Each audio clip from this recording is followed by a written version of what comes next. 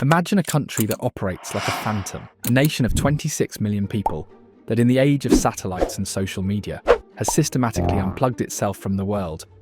A place where foreign diplomats have been expelled, aid workers kicked out, and borders sealed not just with fences, but with a shoot-to-kill policy. This isn't a historical documentary, this is North Korea today. While the world's attention has been focused elsewhere, Kim Jong Un has been quietly forging a new kind of fortress state. More repressive, more isolated, and paradoxically, more globally connected and dangerous than ever before. He's rewriting the rules of his own country, cracking down on culture, rewinding the economy, and building a nuclear arsenal that can no longer be ignored. The old assumptions about North Korea, that it's a backward, isolated basket case on the verge of collapse, are dangerously out of date. The regime isn't collapsing. It's evolving into something new, something more menacing, and it has powerful new friends. Welcome to Macro Central, where we connect the dots of the global economy. Today we open the black box and reveal why the intensifying menace of North Korea is a threat the world can no longer afford to misunderstand. Chapter 1. The Great Sealing, the North KoreaFication of North Korea. The transformation began in the wake of failed nuclear talks with the West and accelerated dramatically under the cover of the COVID-19 pandemic. Like much of the world, North Korea imposed a strict lockdown, and unlike the rest of the world, it has never really lifted it. According to the United Nations Special Rapporteur, for over 5 years, North Koreans have been living in absolute isolation. This wasn't just a public health measure, it was a strategic opportunity. Kim Jong Un used the pandemic as a pretext to implement a long-desired policy of near-total societal control, a process some analysts have dubbed the North KoreaFication of North Korea. The first step was to sever nearly all physical links to the outside world. Foreign diplomats were forced out, international aid workers were expelled, and UN staff have not been allowed back in since 2020 last year. For the first time in nearly 3 decades, no humanitarian aid from South Korea made it into the north. This isolation is happening while the country suffers from one of the highest rates of tuberculosis in the world.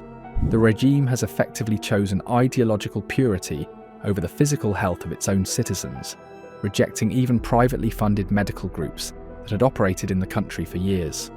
The second step was to seal the borders to keep North Koreans in. New formidable fences and walls now line the long border with China. Satellite imagery reveals extensive new construction, not just of fences but also of guard posts and trenches, creating a multi-layered barrier designed to make escape virtually impossible. The result has been chillingly effective. The flow of defectors, who once provided a vital stream of information about the secretive state, has slowed to a mere trickle. Between 2015 and 2019, an average of over 1,200 North Koreans managed to reach the south each year. Since 2020, that annual average has plummeted to just 158. This isn't just a statistic, it's the sound of a window to the world slamming shut. The regime is turning the country into an information black box, making it more opaque and unpredictable than at any time in recent history. Chapter 2. The Culture War. K-dramas versus the Kim dynasty. While Kim Jong Un was building physical walls, he was also desperately fighting a war for the minds of his people, especially the young. For years, a quiet cultural invasion had been taking place. South Korean music, movies and TV shows, known as K-dramas, were being smuggled across the border on USB drives and memory cards, spreading like wildfire. In a 2023 survey of over 6,000 escapees, more than 80% said they had watched foreign media before leaving. These shows were more than entertainment. They were a window into a different reality, a world of freedom, prosperity, and romance that directly contradicted state propaganda. As one young defector named Kang Gyuri said, "You could say we opened our eyes through TV. South Korean slang, haircuts and fashion became markers of cool among the youth." To the third-generation dictator, this cultural wave was an existential threat. In 2020, he introduced the law on rejecting reactionary thought and culture, imposing severe penalties for consuming or distributing foreign media. This was followed by laws dictating hairstyles, clothing, and even the language people could use. The South Korean word oppa, a term of endearment, was banned. To justify this crackdown, Kim made a stunning ideological break from the past. For decades, the official state goal was reunification with the South. In late 2023, he declared that was over. He now considers South Korea a hostile, separate enemy state. The enforcement of these new culture laws is draconian. Reports from inside the country describe Orwellian software on smartphones that automatically takes screenshots for the authorities and autocorrects banned words. Ms. Kang, the defector, told a UN gathering that 3 of her friends, one just 19 years old, were executed for sharing South Korean TV shows. This isn't just a crackdown. It's a brutal, high-stakes war to erase an entire culture from the minds of a generation. The psychological impact of this cultural crackdown is profound. For the Jangmadang generation, those who grew up after the famine of the 1990s, South Korean media represented a form of escapism and a connection to the outside world. The crackdown has not only cut off this connection, but has also created an atmosphere of fear and paranoia. Young people are forced to police their own thoughts and behaviours, constantly worried that a slip of the tongue or a fashionable haircut could lead to dire consequences. This is a form of psychological warfare waged by the state against its own citizens, designed to break their spirits and ensure their absolute loyalty to the regime. Chapter 3. The Great Leap Backward, Killing the Markets. For decades, North Korea's economy had a secret engine. After the devastating famine of the 1990s, the state was forced to tolerate the rise of private markets, known as Jangmadang. These markets became the lifeblood of the country, the primary source of food, goods and income for ordinary people. By some estimates, over 70% of a typical household's income came from these informal markets. When Kim Jong Un first took power, he seemed to embrace this reality, allowing the markets to grow. Now, in another stunning reversal, he is trying to kill them. He appears to see the markets as a threat to his control, a breeding ground for individualism, and a place where South Korean culture is traded and nurtured.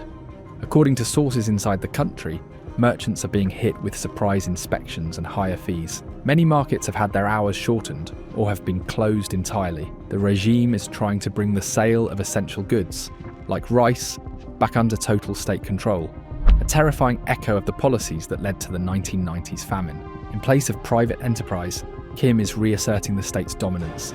State salaries, once so worthless that officials didn't bother to collect them, have reportedly risen tenfold. He's announced grandiose development plans, like the 20 by 10 policy, which aims to build new industrial plants in 20 regional cities every year for a decade. Propaganda has shifted to glorifying industrial development, but this state-led model is already showing signs of strain. With the supply of goods from markets choked off, inflation has spiked, the black market value of the North Korean won has plummeted. This is a great leap backward, an attempt to rewind the economy to a Stalinist model of central planning, a model that has failed catastrophically every time it has been tried. The reassertion of state control is not just about economics, it is also about power. The Jangmadang created a new class of merchants and entrepreneurs who had a degree of economic independence from the state. This made them a potential threat to the regime's absolute authority. By cracking down on the markets, Kim is seeking to re-establish the state as the sole provider of goods and services, thereby making the population entirely dependent on the regime for their survival. This is a classic totalitarian tactic, designed to crush any form of independent thought or action. Chapter 4. The New Axis, the Menacing Alliance. How can Kim Jong Un afford to wage war on his own economy and people while simultaneously expanding his military? The answer lies in his powerful new alliances. For years, Russia and China were reluctant partners, often joining the international community in condemning North Korea's nuclear tests. That has changed. The war in Ukraine has forged a new menacing partnership between Pyongyang and Moscow. North Korea has become a critical arsenal for Russia, supplying vast quantities of ammunition and even troops for the war effort. In return, Kim is receiving a flood of food, fuel, and, most critically, advanced military technology. This alliance gives him immense leverage. Russia, in violation of UN sanctions it once supported, is now sending large quantities of oil to North Korea, and even forced the shutdown of the UN body responsible for monitoring sanctions breaches. This new diplomatic shield has made Kim bolder than ever. During his past talks with the West, he desperately sought relief from sanctions. Now he feels he has the upper hand. Russia's foreign minister now speaks of respecting North Korea's nuclear aspirations. China, in its official summaries of meetings with Kim, no longer mentions the goal of nuclear disarmament. The world's major powers are beginning to begrudgingly accept North Korea as a nuclear state, a long-held goal of the Kim dynasty. This growing confidence is reflected in his rhetoric. He has expanded his nuclear arsenal since the last round of talks and ramped up missile testing. He recently stated he would only meet with a future American president if the US abandons its absurd obsession with denuclearization. He even appears to be grooming his young daughter, Kim Jong Un, as his successor, signaling his belief that the dynasty is more secure than ever. The implications of this new axis are far-reaching. It not only provides North Korea with a lifeline that allows it to survive international sanctions, but it also emboldens the regime to act with greater impunity on the world stage. The transfer of Russian military technology could significantly enhance North Korea's ability to threaten its neighbours, and even the United States. Furthermore, the alliance creates a new front in the growing global confrontation between democracies and autocracies. North Korea is no longer just a regional troublemaker. It is a key player in a new global power struggle. Chapter 5. The Cyber Kingdom and the Illicit Economy. While North Korea may be sealed off physically, it is hyper-connected in the digital realm. The regime has cultivated a sophisticated army of state-sponsored hackers who operate as a key branch of its illicit economy. These are not just low-level scammers, they are highly trained operatives who have been responsible for some of the most audacious cyber heists in history. According to a UN report, North Korean hackers have stolen billions of dollars in recent years, primarily by targeting cryptocurrency exchanges and financial institutions. These funds are not used to improve the lives of ordinary North Koreans. They are funneled directly into the regime's weapons programs. In effect, the global financial system is unwittingly financing the development of North Korea's nuclear and missile capabilities. The regime's cyber operations are not limited to theft. They are also a key tool of espionage and political warfare. North Korean hackers have been accused of targeting government agencies, defense contractors, and media organizations in a number of countries. They have also been linked to a number of high-profile cyber attacks, including the 2014 hack of Sony Pictures and the 2017 WannaCry ransomware attack, which affected hundreds of thousands of computers in over 150 countries. The illicit economy is not limited to the digital realm. North Korea has a long history of engaging in a wide range of criminal activities, including drug trafficking, counterfeiting, and arms smuggling. These activities provide the regime with a steady stream of hard currency that allows it to evade international sanctions and fund its military ambitions. The regime's ability to operate in the shadows of the global economy makes it a particularly difficult and dangerous adversary to confront. Conclusion: an evolved threat. When Kim Jong Un first came to power, many predicted his swift collapse. Instead, the opposite has happened. The regime has become more internally secure, more brutal in its repression, and more resilient economically thanks to its new patrons. It is more threatening to the world through its advanced weapons and less isolated diplomatically among its authoritarian allies.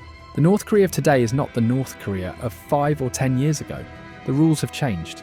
The threat has intensified. It is a regime that has sealed itself off from the world to better wage a war on its own people, while forging alliances that allow it to menace its neighbours and the wider world with impunity. A reckoning may one day come, but in the meantime, the world must grapple with a chilling new reality. The black box kingdom has become a clear and intensifying danger. So, what do you think is the most dangerous aspect of North Korea's recent transformation? Is it the internal crackdown, the economic reversal, or its new alliance with Russia? Let us know your analysis in the comments below. Thanks for joining us on Macro Central. If you want to keep connecting the dots on the biggest economic stories, make sure to hit that subscribe button and turn on notifications. We'll see you in the next one. Remember, when it comes to your money and your economy, knowledge is power.